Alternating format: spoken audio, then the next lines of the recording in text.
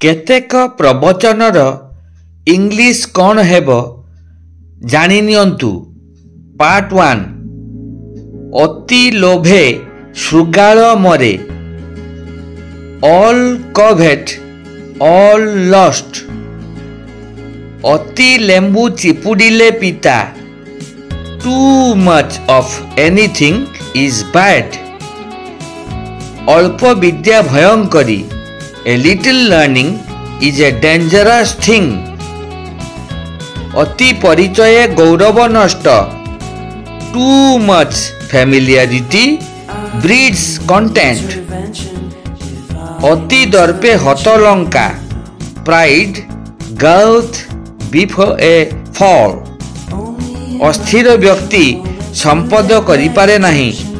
A rolling stone gathers no moss.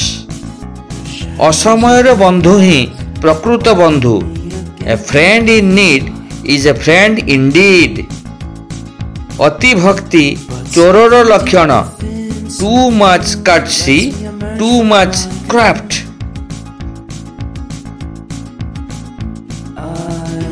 आपनकु एही video निश्चित भल लागिथिबो। एही वीडियो लेसन को अति मात्रा शेयर करंतु। यहाँ को सब्सक्राइब करंतु, लाइक कर दियंतु। धन्यवाद।